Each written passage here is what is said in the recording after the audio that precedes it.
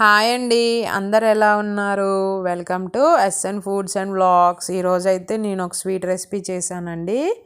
దీనిని నేను కొబ్బరి పాలతో చేశానండి. కొబ్బరి పాలు అనేవి మనకి హెల్త్కి చాలా మంచిది. హెల్త్కనే కాదండి, ఫేస్కి కానీ జుట్టుకి కానీ కొబ్బరి అనేది చాలా బాగా హెల్ప్ అవుతుంది. మనము పచ్చి కొబ్బరినైనా తినొచ్చు, కాకపోతే పచ్చి కొబ్బరిని తినాలంటే అంత ఇంట్రెస్ట్ చూపము. అలాగని కొబ్బరి పాలను కూడా తాగలేము కదా. అందుకని చెప్పేసి నేను ఇలా స్వీట్ అయితే చేశాను.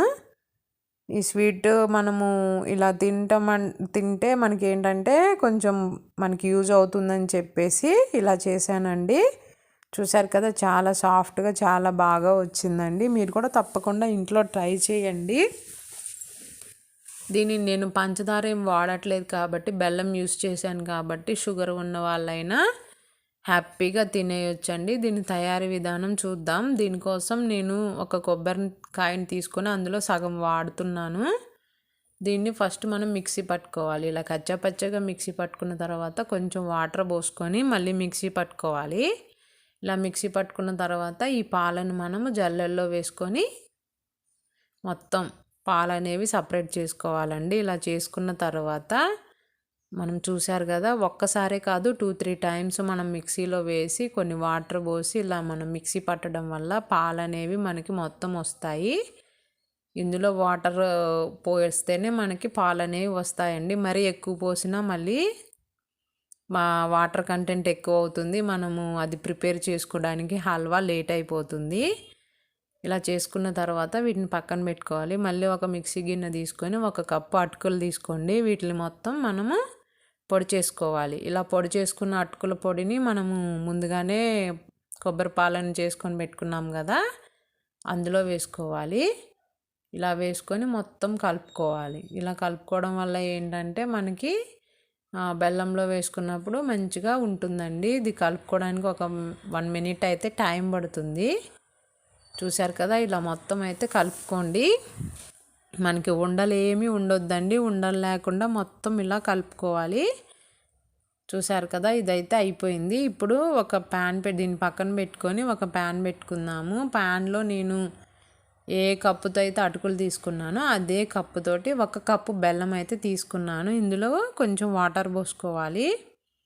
నేను 1 కప్పు బెల్లం తీసుకున్నాను కదా, ఆ కప్పుతోనే 1/2 కప్పు వాటర్ అయితే పోసుకున్నాను. ఇది పాకం ఏం అవసరం లేదు, జస్ట్ మనకు కరిగితే చాలు. నేను ఇక్కడ ఆర్గానిక్ బెల్లం తీసుకున్నాను కాబట్టి వడకట్టుకునే పని లేదు. మామూలు బెల్లం అయితే వడకట్టుకోండి, ఎందుకంటే నలకలు ఉంటాయి కదా, అందుకని. ఇది కొంచెం కరగాలి. మనకి బెల్లం అనేది కరిగితే సరిపోతుంది, పాకం వచ్చే పని అయితే లేదు. ఇప్పుడు ఇది కరిగింది కదా, మనం కొబ్బరి పాలలో అటుకుల పొడి వేసుకొని పెట్టుకున్నాం కదా, అదంతా వేసుకోవాలండి. వేసుకున్న తర్వాత ఈ అటుకుల దాన్ని మనం ఏం చేయాలంటే ఈ బెల్లంలోకి మొత్తం కలిసేలాగా మనం కలుపుకోవాలి. ఉండలేమి ఉండొద్దండి. ఉండలేం లేకుండా మొత్తం అయితే ఇలా కలుపుకోండి. ఇలా కలుపుకోవడానికి ఒక 1 మినిట్ అయితే టైం పడుతుంది. ఏంటంటే ఉండలు ఉంటే మనకి స్వీట్ అనేది మంచిగా రాదు, కాబట్టి మంచిగా ఉండలు లేకుండా మొత్తం ఇలా కలుపుకోండి. చూశారు కదా, ఇలా కలుపుకున్న దాన్ని ఇలా వస్తుంది. ఇలా వచ్చిన తర్వాత మనకి హల్వా కొంచెం దగ్గర పడడానికి టైం అయితే పడుతుంది. మనకి దగ్గరగా రావాలి. చూశారు కదా, ఇలాగా. వీడియో నచ్చితే తప్పకుండా లైక్ చేయండి. ఎవరైనా మన ఛానల్ని చూస్తుంటే సబ్స్క్రైబ్ చేసుకోండి. అలాగే మీ ఫ్రెండ్స్కి ఫ్యామిలీ మెంబర్స్ కూడా షేర్ చేయండి. ఇలా కలుపుకున్న తర్వాత ఇందులో నేనైతే 1 స్పూన్ నెయ్యి యాడ్ చేస్తున్నానండి. జస్ట్ 1 స్పూనే యాడ్ చేశాను. మీ ఇష్టం, మీకు నచ్చితే మీరు కూడా యాడ్ చేసుకోవచ్చు. ఇలా చేసుకున్న తర్వాత కొంచెం దగ్గరగా రావాలి. మనకి ఇది దగ్గరగా వస్తేనే మనకి పీసెస్ చేసుకోవడానికి ఈజీగా ఉంటుంది. మనకి దగ్గరగా వచ్చిందని ఎలా తెలియాలి అంటే, మనం చేతికి కొంచెం నెయ్యి యాడ్ చేసుకొని దాన్ని కొంచెం ఇలా పట్టుకొని రౌండ్గా చేస్తే బాల్ లాగా రావాలి. అప్పుడు మనకి అది వచ్చినట్టు, అంటే హల్వా అనేది ప్రిపేర్ అయినట్టు.